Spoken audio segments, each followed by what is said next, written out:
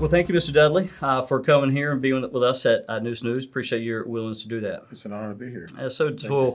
For Lenoir County residents, most of them, I know you've been around because I've seen your truck, I've seen you campaigning. I know you've been at a bunch of different events. For those who don't know you in Lenoir County, I know because we're Lenoir, Green, and Jones, but your district covers Lenoir, Craven, and Beaufort. Tell us a little about who Charles Dudley is.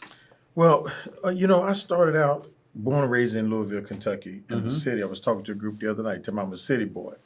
And the second of 6 kids. My life started out very young, a lot of tragedy, and things like that. My father was killed when I was a year and 9 months old. He was an Army veteran. And, so my mother pretty much raised us almost the majority of her life as a single mom. She remarried after my father died. She remarried, but then that relationship resulted in a lot of spousal abuse. And so she divorced. I remember by the time I was in the 3rd grade, so about 8 years old, I remember moving away from Indianapolis, from born in Louisville, moved to Indianapolis. When she left Indianapolis, moved back to Kentucky, we would spend a lot of time with our grandmother, where my mother's trying to get, on her feet again, Right. single mom working in restaurants and, things like that, trying to take care of feeding, 6 mouths, 7 counting her. Right. And so life of tragedy. But, 17 years old, I decided, I don't know how I knew it, but I could see how hard it was for my mother to feed everybody. So I thought, well, maybe if I remove one mouth, and I joined the Marine Corps. I signed up at 17 years old, did a year in a delayed entry program, and then went to boot camp there at Parris Island. And I felt that was one less mouth my mother had to feed. And that was a term we kind of grew up with hearing. I got to feed all these mouths, So Right. I said, it's one less mouth. And being in the Marine Corps, I figured, well, now I can maybe send some money home to mom, try to help her out with my siblings. Right. 20 years plus in the Marine Corps. You Loved it. retired? Were you I retired? retired, yes, sir. Yeah, 20 years. Went to boot camp at Parris Island, as I said, and did electronics. Somehow at 17, I said, I'm going to join the Marine Corps. I'm going to serve 20 years. I'm going to work in electronics. I'm going to get out and work for IBM. Okay. Had it all figured out. Right. But somewhere in there, I ran into the Lord. He said otherwise. Yeah, he said otherwise. And so I ended up retiring, after 20 and coming back to North Carolina. And the reason I came back to North Carolina was because I had met my wife here in New Bern. My wife was from Pamlico County, but she was living in New Bern at the time. And when I met her, her parents are older than mine. So when it came time for us to retire, it came down to, well, in Kentucky, my siblings were still there to help take care of my mom if she needed care. But her siblings were out of state. So we decided we would come back here, live here close by, Right. so that we could help take care of mom and dad. And we did that until they passed away. And did you pursue a career in electronics? Because I know you've since gone on to seminary school or theological seminary and became a pastor and a bishop. So what did you end up doing in your professional career? Well, once I retired, after the military. Yeah, well, we professionally went into serving in ministry. Okay. So we established All right. our own church, Yeah. New Beginnings Ministry of Faith in Havelock, and we've been doing that for over 22 years now. All right. And but those skills that I learned, you never let go of them because working in electronics required, Marine Corps had to send me to the fundamentals of basic electricity first. You can work on electronics, you got to understand voltage. Right. So we did fundamentals of electricity, then we went into electronics, and we learned how to troubleshoot things down to the component. Now, we don't do that very much anymore these days. Usually if the soundboard goes out, you just replace the whole soundboard. Right. But as a technician, we had to troubleshoot that thing down to the resistor, the diode, or the inductor, or something. I could use your skill set in the office. Yeah. Got a computer just went out. And so those types of skills, I use those in the Marine Corps and in my everyday life. It's what's the problem? Let's troubleshoot it down to the smallest common denominator, and then let's work from there. How does that skill set and what you learned there help you transition to the possibility of becoming the next senator, North Carolina state senator for this district? Great question. I love it. And then again, it comes down to trying to figure out what the problem is, because by the time the problem gets big, everybody knows what it is. Okay, but what is the real source of the problem? Because if we don't get down and figure out what the source of the problem is, we're just going to keep putting Band-Aids up here at the top, and we're going to keep aggravating the wound. The problem will keep coming back over and over and over again. So those schools and that training that are learned, troubleshoot things down to the bottom. Let's figure out what the real source is. And once we do that, then we can start working on fixing the problem, because this problem may cause other problems, but you still got to fix this one. If you go to problem number 3, problem number 1 is still going to cause problem number 3 to happen again. So we have to get down to number 1 and then troubleshoot through. And that's how I see things happening, even in the area of politics. What's the real problem? And let's start working on fixing that, so we can start eliminating some of the repeat occurrences. Well, let's talk about then some of the issues. I mean, obviously, we could, as of the time of this recording, the Western Tennessee just had a flood, so that will still be happening. But, emergency management is one thing, but what about other things a little bit more local, maybe to the district, like education or economic development? What are your some of the thoughts on some of those higher end issues? Yeah, education is extremely important to me. I'm a public school kid. Grew up in public school, graduated from public school, but I think public school is critical. So I'm concerned that in our state we take so much money out of public schools, putting into private schools. But I had a meeting, a brief meeting in passing with who I hope will be our next governor, Josh Stein, and talked with Josh Stein, and I asked him this question. I told him, I said, now I need you to tell me this, because I'm going to tell everybody you told me. Right. I said, if you get elected governor and I get elected, as senator, what's the number one thing we want to tackle on day one? He said, public education. We want to properly fund our schools, pay our teachers what they deserve, because our children is our greatest asset. The youth, that's our future. Right. So we really have to make sure we're making investments in them. One thing that I've noticed about Governor Cooper, because and maybe a possible Governor Stein might run into, is you have a Republican House and Senate, and you have a Democratic executive branch. And the governor will propose a budget, and the teacher pay raises are exorbitant.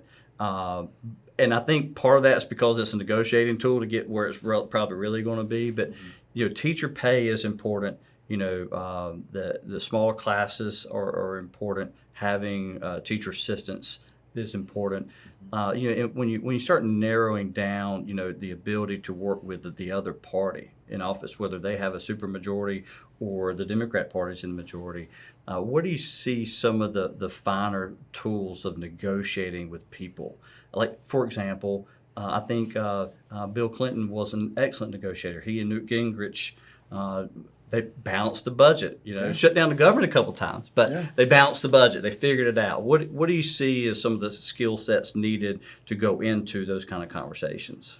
Well, I think it comes down to just being, first of all, there has to be a willingness to talk to people. And I think we've gotten, perhaps in our politics, not only in North Carolina, but perhaps across the country, to where if somebody isn't red or blue like we are, we're just not going to talk to them. And that's not what our citizens need. That's not what the country needs. You have to be willing to talk to people. And everybody's not going to agree with you. Right. Everybody's not going to agree with me. But there's always, if we dig down far enough, there's always something that we can't agree on.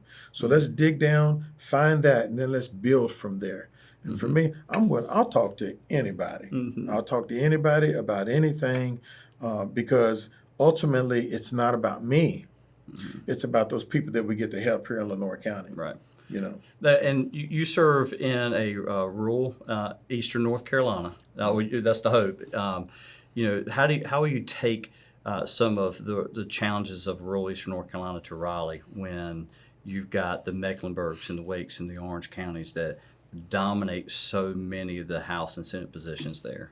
Yeah, even in those areas need to be we need to make sure that they are aware. There's so many resources that come from rural North Carolina that make, the bigger cities what they are. The farmers down here, our water, our infrastructure, the things that we have down here, they make that. And besides, let's not forget that, New Bern right down the street was the original capital of this place. Right. So Right. I know it's never going to come back. But I sometimes wonder, man, could you imagine what the interstate system would be like if New Bern was still the Well, capital? Mr. Rainwhite had it. He had it figured out. He got some big bridges and beautiful bridges. They are there. But you're right about that. It's important. Transportation and the road system, the highway system is important. And I know there's been a lot of highway construction in Eastern North Carolina, specifically heading towards the beach. What are your thoughts on funding for transportation, especially in light of maybe the electric vehicles, because they're not getting gas at the gas station? How do you handle those types of things like formulas for electric vehicles, I guess, to help pay for the roads that they travel on? Yeah, well, I like the idea of electric vehicles. I used to wonder, and I was hesitant initially when it first came out. Well, I drive too far for an electric vehicle. How is that? What if my battery dies? How am I gonna? But with the build up of the charging stations and things of that nature becoming more and more readily available. It seems like it's something that's actually doable. But of course, I wouldn't be able to drive an electric vehicle to Louisville, where it usually takes me about 11 to 12 hours.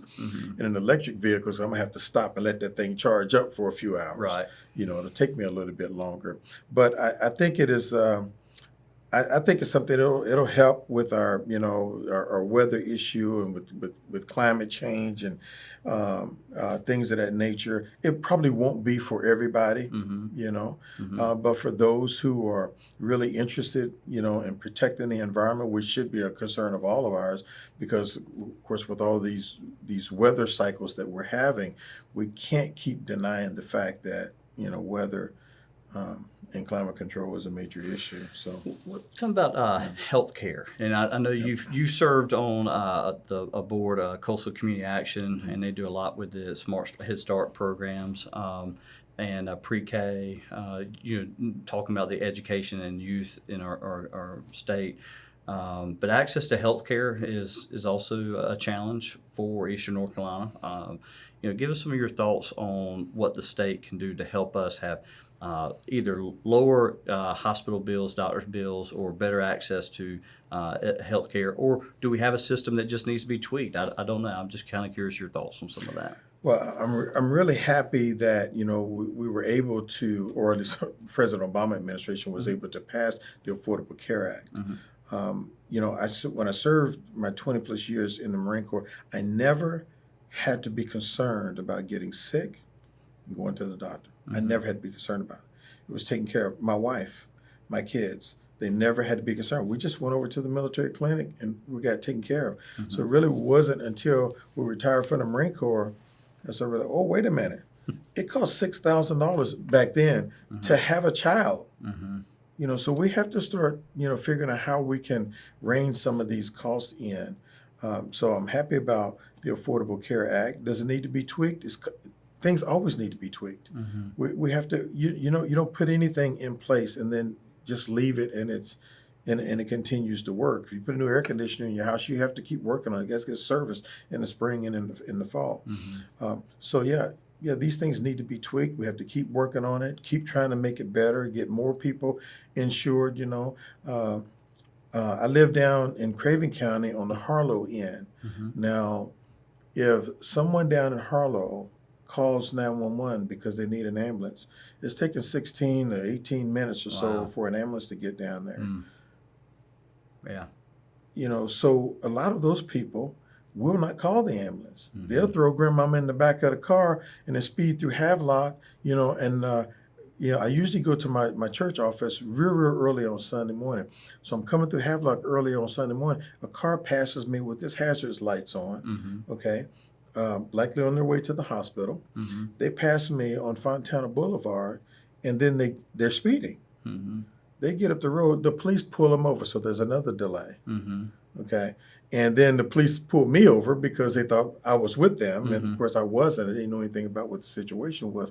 But it takes too long. So we have to figure some things out in our medical care system to make sure we have access, and people who live down in Harlow, Right. down in Adams Creek. You know, people think when you get to Harlow, you're all the way down there. No, you get on Adams Creek Road, you still got another 10 miles, you know, where people living out. If you think, as we start to kind of come to a close, if you got into office day one, I know you said your conversation with Mr. Stein, or Attorney General, but what are some of your top 2 or 3 initiatives that you'd like to see done if you got elected and you got to serve for the next 2 years? Again, one of the things, the number one that's important for me is education. It is public education funding and making sure that we take care of teachers. But being a military veteran, it really concerns me still today. 22 veterans a day are committing suicide. You know, that's a real serious mental health issue, and it doesn't just impact doesn't just impact the military, but it's impacting our children today. It's impacting the LGBTQ program, our LGBTQ plus IA. I may screwed all that up, but it impacts them. You know, because the number of suicides of suicide attempts for someone who's dealing with those types of issues are we can help if we just do the work. But you know, health care, or mental health care for veterans and for our local community, education extremely important. Women's reproductive rights extremely important. We were dealing with this women's reproductive rights thing. I was in Kentucky for a funeral. Okay, I'm a pastor too.